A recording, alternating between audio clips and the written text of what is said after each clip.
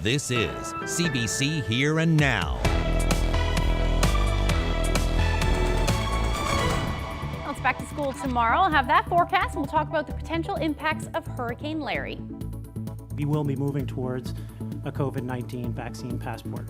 Back to school, but not on the Northern Peninsula. They return to alert level 3, plus new measures to reduce the risk of a fourth wave. Good evening and welcome to Here and Now. I'm Anthony Germain. And I'm Carolyn Stokes. We begin with news that part of the province is entering a higher COVID alert level.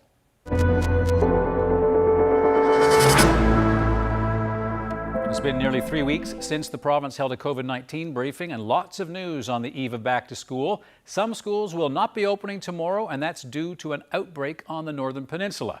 Today, the province also announced plans for a vaccine passport. Here Now's Meg Roberts joins us live from the newsroom. So Meg, lots to talk about. Where should we start? Well, Anthony, let's start with the numbers. There are 5 new COVID-19 cases, all of them in Labrador Grenfell Health. Now, to be clear, we're talking about the Northern Peninsula here. 4 of those 5 are all contacts of previous cases. There are also 7 presumptive positive cases in that region. That makes 35 active cases in the province right now. 1 person is in hospital. Now, because of that cluster on the Northern Peninsula, the province is moving towns and communities there up into alert level 3. That's Roddington, Bidearm, Conch, Angley, Croak, St. Julian's, and Mainbrook. Now, with a new alert level comes new rules. If you live in those communities, you now need to wear a mask in indoor public spaces. Household bubbles are back to 10 close contacts. Gatherings are limited to 20 people. Wakes are not allowed. Restaurants are back to 50% capacity. So what happened here? Public Health says it is the Delta variant. It's tracing more than 250 contacts as part of that cluster. Now, Dr. Janice Fitzgerald says these cases can be traced back to several large gatherings in the area, and low vaccination plays a big part. The vaccination rate in that area is less than 60%. The rest of the province sits at about 76%. Today, the Premier encouraged people on the Northern Peninsula to get vaccinated. How many people do you know with smallpox? I can tell you right now, the answer is not only for you, but indeed for every person around the world, no one, because vaccines work. We need you to do your part to continue to get our numbers where they need to be to continue with a safe, productive economy. Today, we also heard the vaccination status of the cases we've been seeing. Now, from July 1st to September 7th, there were 76 local cases. That number does not include the cases aboard those foreign cargo ships. Now, of those 76 cases, 28 people were fully vaccinated, 12 had received 1 vaccination, and 36 people were not vaccinated. We do know that none of the people who were fully vaccinated ended up in hospital. All right, Meg, much to talk about. What do we know about these vaccine passports that came up today? Well, Premier Furey announced a passport in the coming months, saying it will follow something similar to Quebec's plan, which is through a mobile app. Now, it will be QR-based and will not require Wi-Fi. People will be able to print the code and keep a physical copy if they don't have access to a mobile device. Now, how it works in Quebec, businesses or venues will scan your QR code before being allowed to enter. And Quebec residents have to show proof of vaccination in restaurants, bars, arenas, outdoor festivals, but not at retail stores, private gatherings, weddings, and drive-throughs. So it's unclear as to what exactly Newfoundland and Labrador's plan will be. So that is an important step that we will take to ensure that people who do have the vaccine and have done their part will not be penalized should certain outbreaks occur across our province. Minister Haggie said the College of Physicians and Surgeons is preparing guidelines for doctors to provide medical exemptions for people. Now, for Newfoundlanders and Labradorians who were vaccinated outside the province, a website is launching Friday morning to help update your records and obtain a passport. Now, Furey said government will introduce this passport system within a month. Reporting live from the newsroom, I'm Meg Roberts for Here and Now. Well, as you heard from Meg's report, there's a low vaccination rate on the Northern Peninsula, below 60%. Now, the mayor of Roddickton says today's update is a wake-up call, especially to older residents. I think that, it's upon us as a community. I think the province has done everything that they can do to encourage people to get out. As a community, this has certainly been an eye-opener. And we have to take it upon ourselves to ensure that, one, we ourselves are vaccinated, but two, that our friends and family members are vaccinated. I know hearing from people at home, people that didn't have the vaccine said, I really have to make this a priority now and try to get out. And I've also heard from people who said, my mother or father didn't get the vaccines. We're going to make sure this happens now. So we're working really closely with Labrador Grenfell Health, and they have been nothing less than great through this whole process. And we will hear more from the mayor of Roddickton, as well as the education minister, about the back-to-school plan for tomorrow. That's coming up later on Here and Now. Well, national news now. The pandemic restriction that kept most international visitors out of the country has now been lifted. Foreign tourists and other non-essential travelers can now fly into Canadian airports and cross the border, and they can also skip the 14-day quarantine period. But there are some conditions. According to one expert, those conditions will help keep COVID transmission low. But when we actually think about the policy, we know that everyone who's entering Canada has to be fully vaccinated with a Canadian approved vaccine, and of course has to have a negative test within 72 hours. Those are two very, very good, but of course not perfect mechanisms to ensure that people coming into the country don't have COVID. Now, the restriction that kept foreign travelers out was lifted just after midnight, and that comes a month after non-essential American travelers got the green light to enter.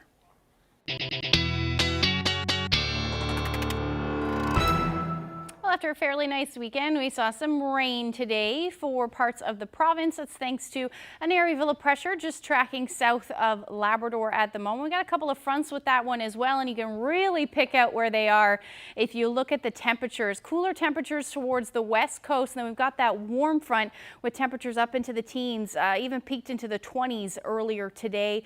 And we're going to see that rain generally taper off as we head through the evening hours tonight. But we've got that muggy weather that is going to return as we get into late Thursday and into Friday through the day. That's thanks to Hurricane Larry. We'll talk about that in a little bit. But as far as that forecast for the little ones tomorrow morning, you're pretty nice. You're likely going to only need a jacket in parts of Labrador thanks to some rain.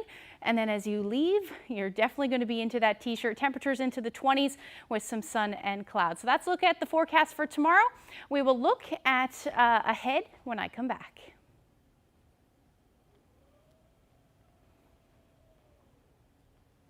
Thank you, Ashley. The inquiry into Burton Winters' death began today in Makkovik. The 14-year-old died 9 years ago. His snowmobile and his body were found on the ice 3 days after he was reported missing. And Winters walked 19 kilometers before succumbing to the cold. The CBC's Heidi Adder is in Northern Labrador for the inquiry. Burton Winters was inexperienced on his snowmobile and on the terrain. That's according to the searchers who testified at the inquiry earlier today. Barry Anderson said those facts made the start of the search very complicated. The details of those first days searching in January 29th when Burton went missing were laid out today by the ground searchers. Searchers didn't know which direction Burton had taken. Then the weather turned. Heavy snow fell and searchers on the ground faced dangerous conditions. That first night, they found a track heading onto the sea ice. They say if they hadn't spotted it when they did, the trail would have been covered in snow by the morning. The searchers tried to follow the track, but both fell into the freezing waters, one up to his shoulders. There were dangerous cracks in the sea ice hidden under snow. It took 2 days of searching with help from private helicopters to find Burton's snowmobile. It took another day to find his body. Tomorrow, we're expected to learn more about the communication during the search. There are many questions Winters' family wants answered. His stepmother says the last 9 years have been painful. And all this time, since January 2012, we've had to explain over and over again details and timelines, interview after interview, and recall all those terrible days from losing Burton. Does that resonate? It doesn't sit well with us. His life matters. No civil or criminal liability charges can be brought forward at the Commission. The focus of this inquiry is to look at what happened and make recommendations for improving the search and rescue system. Heidi Adder, CBC News, McCulvic, Newfoundland and Labrador. Well, a single father of 3 has received some unexpected help. Eddie Fallow's 2-year-old daughter was recently diagnosed with a form of cancer called neuroblastoma. Now, the family has to drive back and forth between Bay Roberts and St. John's several times a week for her treatment, but Fallow's car kept breaking down. So on Friday, someone decided to help. You know, it was a very touching story, and I feel that after talking to some mutual friends of mine and Eddie's that I just learned were mutual friends that day, upon speaking with my father, we decided that we were actually going to donate the vehicle to the family that they needed. The car that I had when it broke down, so many things was running through my mind when it happened.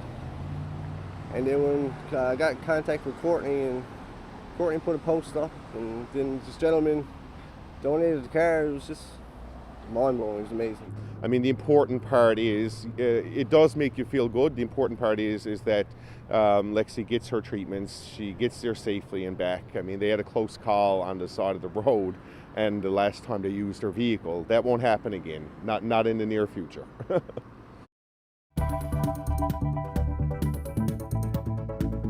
Well, turning our attention to Tropical Tracker, Larry is on the way right now. We're looking at some impacts as we head through the day on Friday and into Saturday, but I'll get into all the details a little later.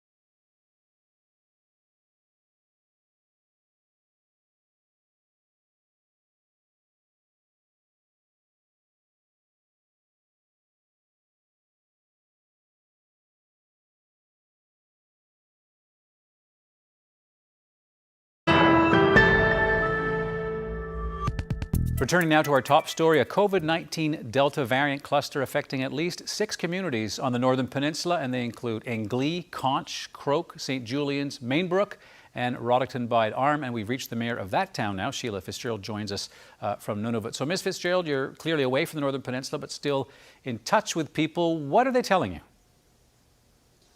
From what I can understand is their COVID's after coming to our community. This is the first time it's ever actually been in our community, or anybody that we know of in our community that has been in contact with COVID.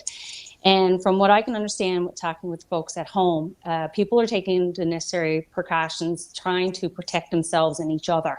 There's not a whole lot on the go. People are low key today. You're not seeing too many people at the coffee bars or going out to the grocery store or the pharmacy or anything of that nature. So we're seeing more people wearing masks, and we're seeing less people out and about. So obviously this comes at a time when schools just getting ready to reopen. What does it mean for the town? I mean, all the anticipation of schools for your town and the others who are affected by this cluster. Well, our school actually services Roddickton Bide Arm, Englee, and Conch. So it's not just affecting the children just in our little tiny town. It's also affecting surrounding towns. There might be a little bit of disappointment. You know, kids look forward to going back to school, but right now, as far as we know, school will be delayed opening for 1 week, and I guess we'll see where things go and it'll be reevaluated at that time. We've been down this road around COVID before. The children know what it's like to have to stay home and learn from home. Whatever it is, people are very resilient, and we'll do what we got to do. What's most important right now is that people are safe and that our children are safe. Well, in terms of doing, what you have to do, I guess one question from today, one fact that we didn't really know until today is that your community and others in the region appear to have lower vaccination rates than the rest of the island, less than 60%. Any idea why that is? That's very concerning. We've been encouraging everybody to get vaccinated, that's for sure. We also have a really high senior population. More than 50% are seniors. And so, certainly a point of learning. That means that we've really got to work hard to make sure that our neighbours and our seniors get out to be vaccinated. Because the science, as I think you know, indicates that an overwhelming majority of the Delta variant cases, and more than 90% during this fourth wave, are happening to people who are non-vaccinated. What needs to happen on the Northern Peninsula in the coming weeks? I think that, it's upon us as a community. I think the province has done everything that they can do to encourage people to get out. As a community, this has certainly been an eye-opener. And we have to take it upon ourselves to ensure that, one, we ourselves are vaccinated, but two, that our friends and family members are vaccinated. I know hearing from people at home, people that didn't have the vaccine said, I really have to make this a priority now and try to get out. And I've also heard from people who said, my mother or father didn't get the vaccines. We're going to make sure this happens now. So we're working really closely with Labrador Grenfell Health, and they have been nothing less than great through this whole process. Mm-hmm. And so the focus today and over the weekend has been to get testing done. And there's talks that we're going to move up to having, where possible, more walk-in clinics and so on. So certainly an eye-opening experience. Live and learn. That it's so important, and I can't stress that to the people not only of my community but certainly to the entire province to get vaccinated. Right. Now, I guess just to be clear, I mean, the population's older, but there are other parts of the population that have older people too been getting vaccinated. I'm just trying to understand why we're so far into this now, the fourth wave. Why the vaccination rate would be so low. And I'm not sure that I can give you the specifics that you may be looking for, but certainly it is an eye-opener, and that we want to ensure that everybody is protected, and that there will be, I'm sure, an onus put upon ourselves to really work hard to ensure that we're all safe at the end of the day and we all get vaccinated. All right, Mayor Fitzgerald, appreciate your time. Thank you very much. Thank you for the opportunity.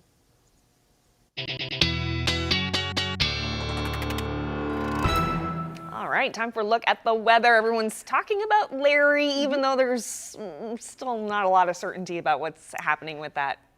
No, there definitely isn't. We've got a lot to look ahead. I mean, we're 3 days out now, and there's lots of uncertainty. So we'll certainly get to that forecast. I'll talk about that a little bit later, but we've got tomorrow to talk about. And as far as today goes, it was pretty nice out there. Yeah. I mean, other than the rain, obviously, but temperatures felt fairly nice. Let's take a look at that. Our daytime highs across the province. I showed you that warm front a little bit earlier. There's where you could see those temperatures into the 20s. That's where we're seeing that warmest air. Otherwise, teens pretty much across the board, and even nice up across Labrador. Lab City, 18 degrees today, otherwise into the low teens as your daytime highs today. And factor in that humidity. There's a little bit of it in the air. Feels more like 21 in St. John. Same thing for Terra Nova. 25 is what it feels like in Badger, and then not a whole lot of humidity up across Labrador this afternoon. So taking a look at the systems right now, area of low pressure, counterclockwise rotation, that southerly flow bringing in some of that warmer air for parts of the province, the island rather, and then in behind that, some of that cooler air associated with that cold front. Not too cold, but we're still seeing some of that cooler air with it into the teens as you see some of that onshore flow. And as we head through the night tonight, that area of low pressure is going to continue to track and swirl counterclockwise all the way across the Big Land. You'll see some showers associated with that one for most of the Big Land. In behind it, though, we should actually see some clearing skies and then some lingering shower activity expected for the northern peninsula as well as along southern areas of the island. As we get into the morning hours tomorrow, we should actually start to see some clearing skies for the rest. So these showers here should wrap up in the next couple of hours, or at least past midnight, and some partly to mostly cloudy skies across the island. Winds out of the west about 20 to 40 kilometers per hour. That's as that system rolls through. We see that wind shift.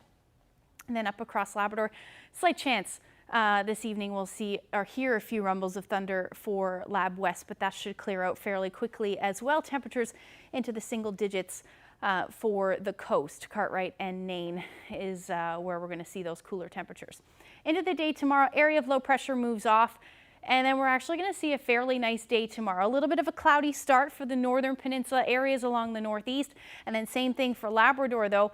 Some lingering showers certainly possible for the northern peninsula, but we should see a mix of sun and cloud through as the day goes on, and then staying cloudy for most of Labrador tomorrow into the afternoon. We'll see the next round of showers roll in, some cloud cover out ahead of that one as well for Lab West, but you can see plenty of sunshine as the day goes on, and into the evening hours we'll see some clear skies as well for the island.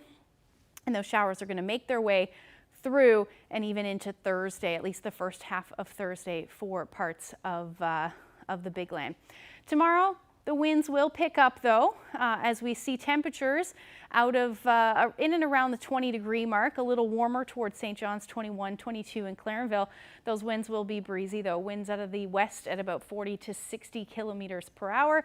And then as we head towards central Newfoundland, you're looking at temperatures into the 20s as well. A little cooler for Twillingate, about 16 degrees, but a mix of sun and cloud through the afternoon. Towards the west coast, beautiful afternoon. Going to keep some lingering showers in there north or to the north of Corner Brook and area. So you're looking around Gross Moor, about 17 degrees, and that risk of some showers as well. The winds are going to ease tomorrow, so we'll feel fairly nice. Keep that shower potential in for most of the northern peninsula. Same thing for southeastern Labrador. Mary's Harbour looking at 15 degrees. Winds the strongest in the morning, about 40 to 60 kilometers per hour. And then they'll actually ease as the day goes on. As you head towards the northern portion of the Big Land, 12 degrees in Nain with that chance of showers, and then winds you'll note are different out of the east for you, and then out of the south. That's where we're seeing some of that warmer air, 20 to 30 kilometers per hour for Lab West. Temperatures should be into the teens, high teens tomorrow under a mix of sun and cloud. So definitely a good day to prep for the potential impacts of Hurricane Larry. Watching this one very closely. We'll talk about the track, potential impacts, and the waves as well when I come back in a little bit.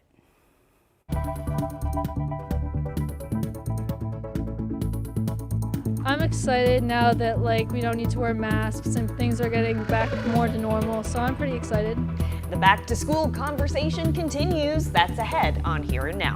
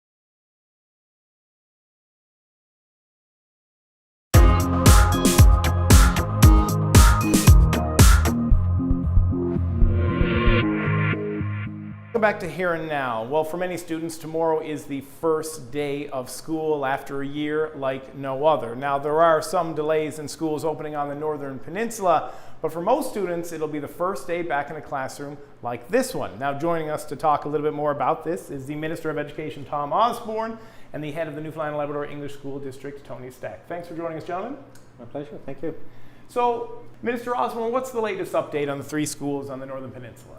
So the 3 schools in the Roddickton area have a delayed opening based on the guidance and recommendation of public health. Staff and educators will report to work on Monday as opposed to Wednesday of this week, with students reporting on Tuesday. The public health has advised, and as a result of the guidance of public health, we are now in a high-risk scenario, and that's how schools will open in the Roddickton area. The rest of the province is in low risk. We've been able to pivot very quickly to the measures that were used primarily throughout last year. First day of school hasn't even started and there's already delayed open due to COVID. Is that concerning to you as the head of the school board here? Well, the first year of school in any year, there's always unknowns. We've had facilities issues, all kinds of things can happen. But I think what it speaks to is the fact that ourselves and public health are corresponding constantly, and the public can be reassured that if there is a situation that does occur, we will act accordingly. So on the advice of public health, this delay has occurred for that school. It's a bit of a unique situation because we hadn't started the school year. And if this occurs in a school or in a community or in a region, we will act accordingly. So there's 3 different scenarios when you go into high risk, and one is pretty much near normal except for possibly mask wearing, some other measures. Then scenario 2 would be a situation of some kind of blended environment, and then a third would be complete virtual. So we're nowhere near complete virtual yet. That would be a last resort. Now, you brought up the masks, so I want to ask you about that. I know the current status is they're not mandatory, but are they recommended, or what is the current status of masks in school now, Mr. Stack? So masks in schools in general is highly recommended. So we are encouraging students and staff, particularly on buses and in common areas, to wear masks. If they feel it's okay, if they're able to, they can wear them in classrooms as well, but particularly on buses and in common areas. But it is not required. There are some students with some issues around mask wearing, and we respect that. In fact, we want the folks to wear masks to respect those that don't, and vice versa. It's important during this phase that we do everything we can to act safely. This year we've got about close to 90% of people throughout the province with first vaccination, over 75% fully vaccinated. So in general, we're starting this school year off in relatively good shape. The recent rise in cases is concerning. I know on the Northern Peninsula the vaccination rate is quite low compared to the rest of the province. We are encouraging people who have not yet been vaccinated to get vaccinated. It absolutely helps in protecting everybody. So the advice for teachers is similar to the advice to the general public and to parents as well, and that would be, obviously we're encouraging vaccinations. The best thing that the public can do to help schools stay open is everybody get vaccinated. Secondly, to emphasize with the students the screening and the families. So schools are doing that, we're doing that. Self-screen in the morning. We don't want children with symptoms showing up, or teachers. And those are a couple of lines of defense. And then the measures that we have in place in schools, where we are doing some things to keep people separate entrances, staggered times at the end of the day. All of those things will help, and of course the filtration units, air purification units, are an added layer of protection to all those other precautions.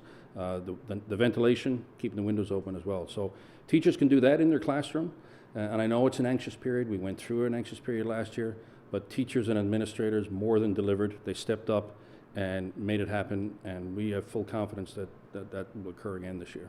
Mr. Stack, what does a successful school year look like to you? A successful school year would be maximizing the amount of face-to-face time in the classroom, but if we have to introduce virtual means or some other modifications, we did it well last year. We did it better than most jurisdictions, and I'm confident we can do that again, and we'll have a successful school year.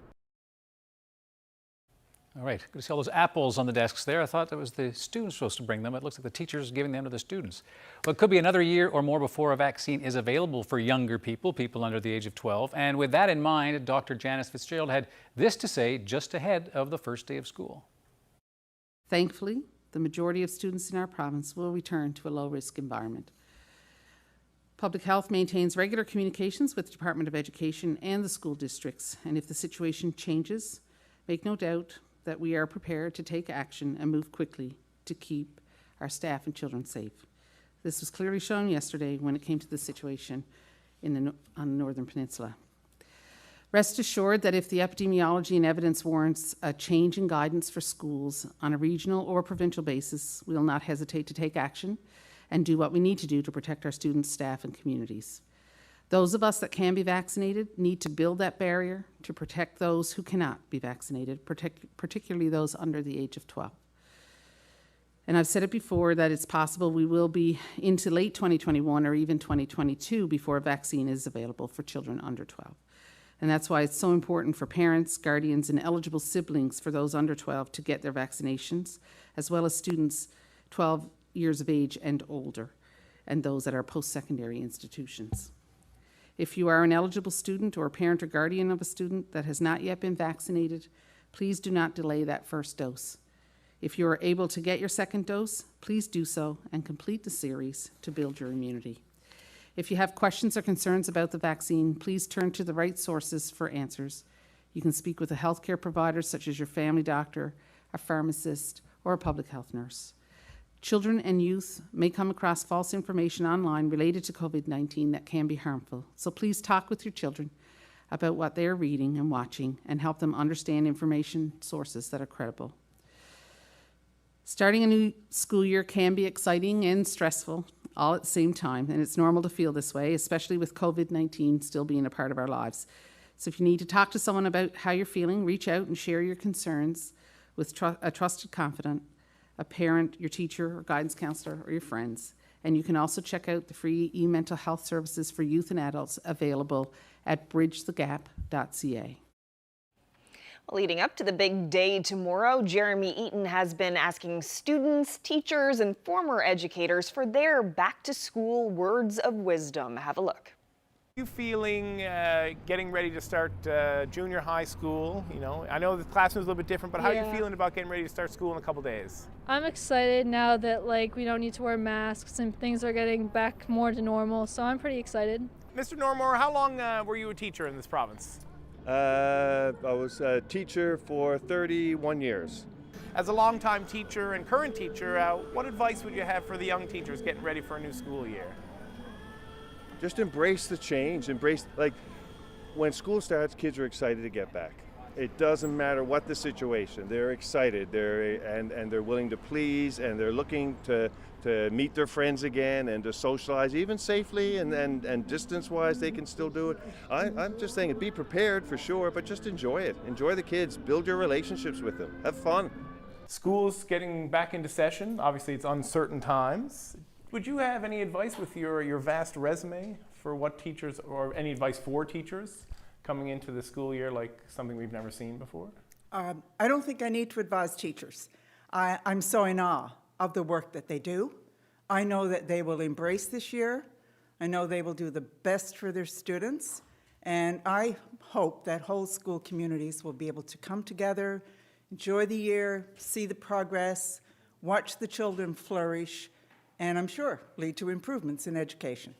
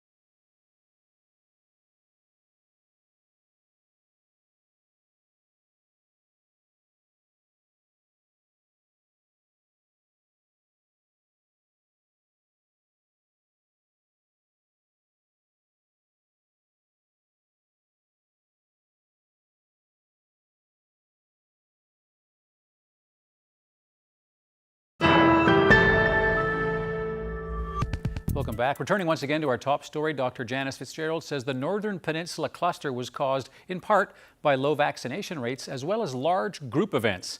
Well, during the question and answer period of today's COVID briefing, Dr. Fitzgerald and the Health Minister were asked about another large group event, the George Street Festival in St. John's. Now, it's something we've been following on Here and Now. We shared videos last week like this: concert goers squeezed shoulder to shoulder, many without masks.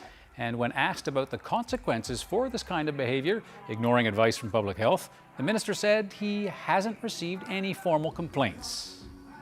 We have a complaints-driven process. A posting on Facebook doesn't constitute one. My understanding is that prior to the weekend, I was not aware of any complaints through our line. They would then be handed off to whichever jurisdiction was appropriate. So law enforcement, Service NL, GGSNL in the case of an establishment with a license to serve food, and the Newfoundland and Labrador Liquor Corporation. The facts of the case is that they had a plan, and the plan on paper was vetted by public health and advice provided to them, and they were under instructions to follow it. We have, as yet, in my department, not had any formal complaints or allegations that this was not the case. Looking overseas now, the UK has reported 37,000 new COVID-19 infections today, nearly 10 times Canada's daily caseload. And the Delta variant is what's fueling this surge. Despite the uptick, life in London looks pretty much near normal. And as Chris Brown reports, it's raising concerns among experts that many people are acting like the pandemic is over. A surge of new COVID infections is sweeping across Britain, but looking around London, you'd never know it. It's done. COVID is over. For sure. Everyone's vaccinated. I'm double vaxxed. I'm proud to be double vaxxed. I think everyone should be vaccinated, and the numbers are going to keep going. It's just like the common cold now. Nightclubs are packed too, and in the West End, Andrew Lloyd Webber has debuted his new production of Cinderella, and social distancing isn't even required. On London's Tube, with a lot of people no longer working from home, ridership this week has surged, with more trips to the office. Face masks are still mandatory on trains, but not enforced, and lots of people ignore the signs. Fueling the sense of living in a post-COVID world is the disconnect between all of the new COVID cases, hovering around 40,000 a day, but very low hospitalizations. Only 7% of the UK's hospital beds are filled with COVID patients. There is significant protection and immunity right now, fortunately built up largely through vaccines, which means that we are in a stronger position than we were last year. The worrying area of concern, though, remains young people. Unlike in Canada, 12 to 15-year-olds in the UK have not been approved for vaccinations, and it's in younger age groups where infections are spiking, which is still dangerous, says this expert. The problem with having high transmission rates, even if hospitalisation rates don't soar, is that the higher the transmission rate, the more mutations. The more mutations, the more variants. And the more variants, the more likely there is to be a variant that escapes the vaccine even more. So, as London's streets grow congested again, with the return to near normal, some experts fear the elements are in place for a strong resurgence this fall and winter, and that even having 70% of the population double vaccinated won't be enough to stop it. Chris Brown, CBC News, London.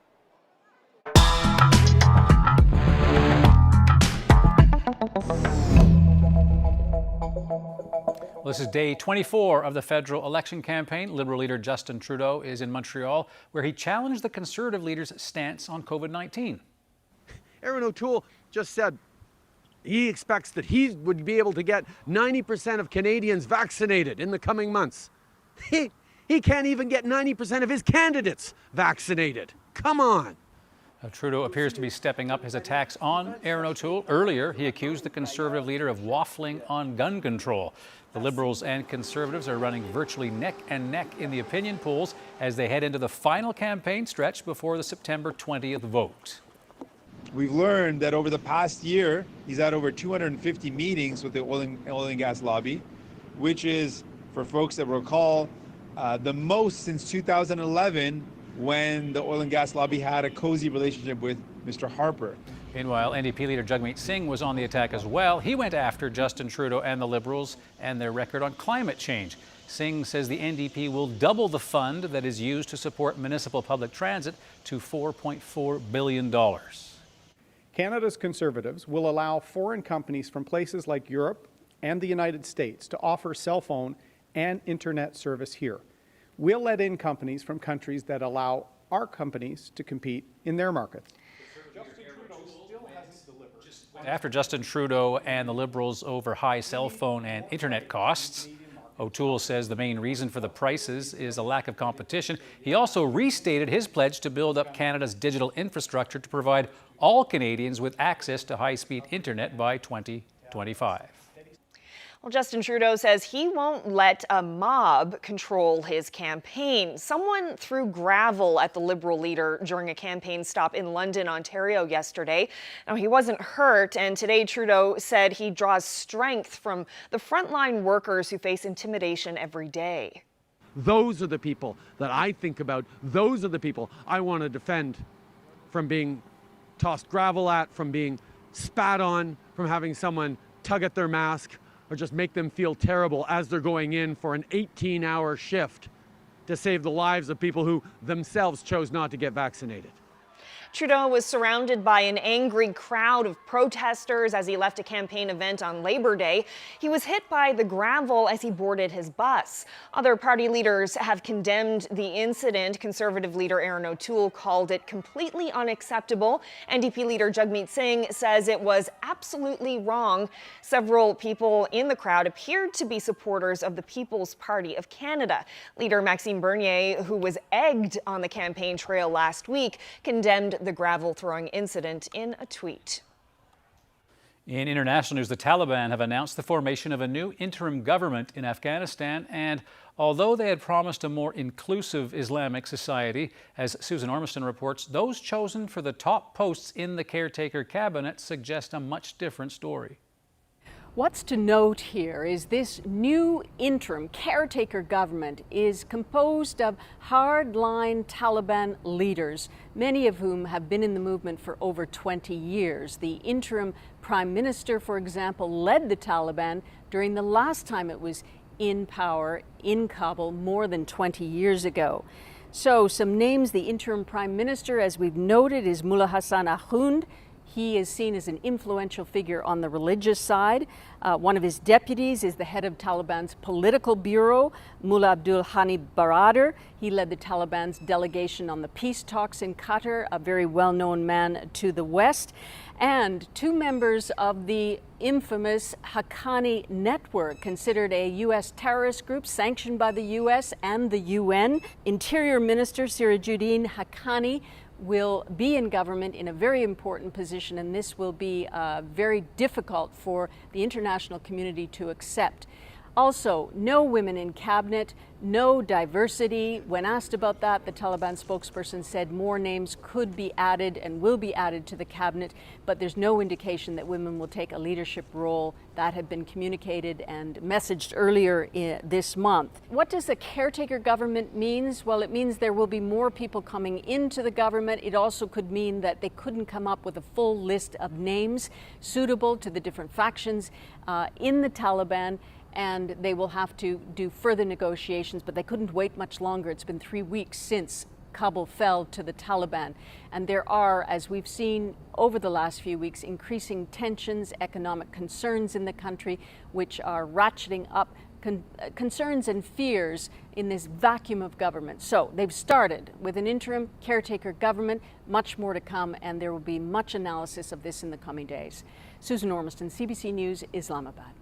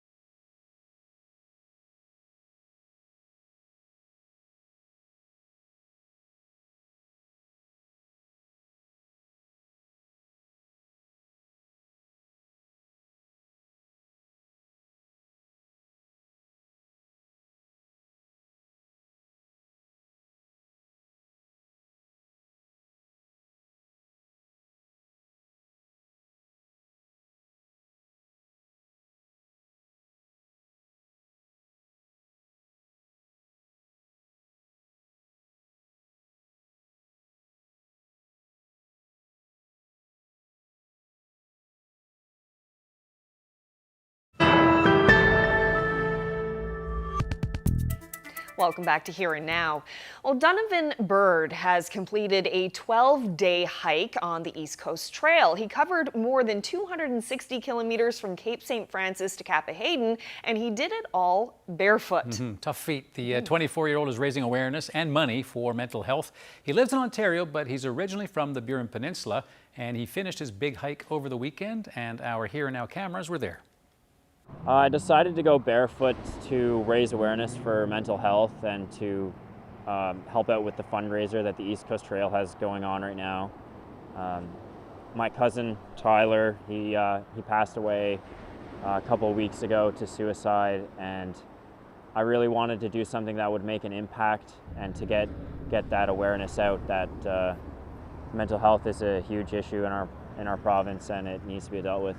The goal, I've reached it, and I think I'm a couple $1,000s above that now, so I'm around 7,000. 50% goes to the Canadian Mental Health Association, and then another 50% will go to the East Coast Trail Association for fixing up the trails, fixing up the paths, and maintaining the path. I had a lot of family hiking with me. I had some high school friends. The people on the trail, they would meet me barefoot, obviously, and some people would not say much. Other people would have a lot to say and ask. They'd have a lot of questions about it. Why are you walking barefoot? So I explained what it was for, and yeah, it was pretty interesting. So I've had my own struggles with mental health in the past, especially going through school. I think it impacted me a lot when my cousin committed suicide. So I just wanted to raise money, get the awareness out, and the best way to do it for me was to just do something impactful and go barefoot.